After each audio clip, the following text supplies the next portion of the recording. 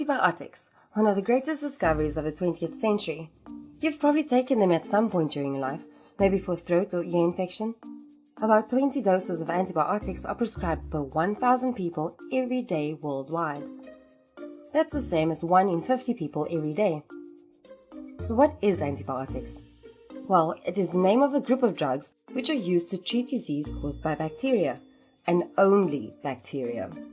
They do not work for anything else, so viruses like colds and the flu can't be treated with antibiotics. Bacteria are single-celled organisms, which can be pathogenic. That means that they can cause disease in humans and animals, and antibiotics can be used to treat these diseases. In 1928, Alexander Fleming discovered the very first antibiotic, penicillin. One day, after studying influenza, he noticed that mold had accidentally developed on a set of petri dishes, being used to grow the bacteria called Staphylococcus. The mold had created a bacteria-free circle around itself. The mold was the fungus Penicillium notatum. Fleming concluded that the bacteria on the plate had been killed off by a substance in the mold.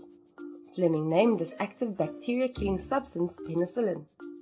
Other scientists then worked on penicillin further so that it could be produced as a drug, and by the 1940s, it was being mass-produced by pharmaceutical companies. So how are antibiotics mass-produced? There are 3 methods of making antibiotics: naturally, synthetic, semi-synthetic. Natural antibiotics. These are made by other organisms, such as fungi and other bacteria, like Fleming discovered. They are grown in huge colonies, where the active substance is then extracted. Synthetic. Some antibiotics can be made completely in the lab. Semi-synthetic. This method takes naturally occurring antibiotics and then uses lab work to add additional amino acids or groups to slightly change and enhance the antibiotic to create a new type. Penicillin was just the start. Now we make over 100 different types of antibiotics against different types of bacteria. So how do antibiotics actually work? Antibiotics affect specific parts of bacterial cells which human cells don't have. They stop the bacterial infection, but do not harm the human cells. This is done in 2 ways, either by stopping the bacteria from reproducing or by killing the bacteria. Antibiotics do this by inhibiting certain metabolic or chemical processes which occur inside the bacteria.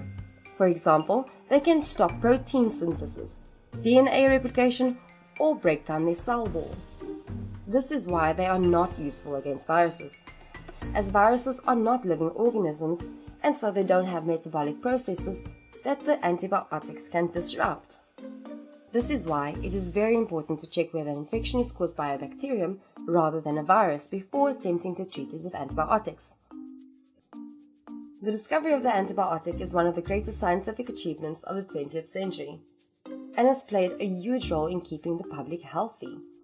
However, bacteria are becoming resistant to antibiotics. This is a major public health threat. Antibiotic resistance is happening through natural selection. In a population of bacteria, due to genetic variation, some of the bacteria have a natural resistance to the antibiotics.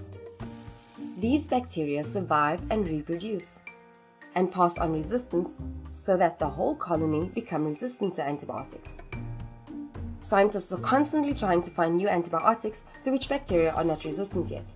Keep a lookout for our video on antibiotics resistance, where we'll talk about the causes of antibiotic resistance and how we can help play a part in preserving the effectiveness of antibiotics.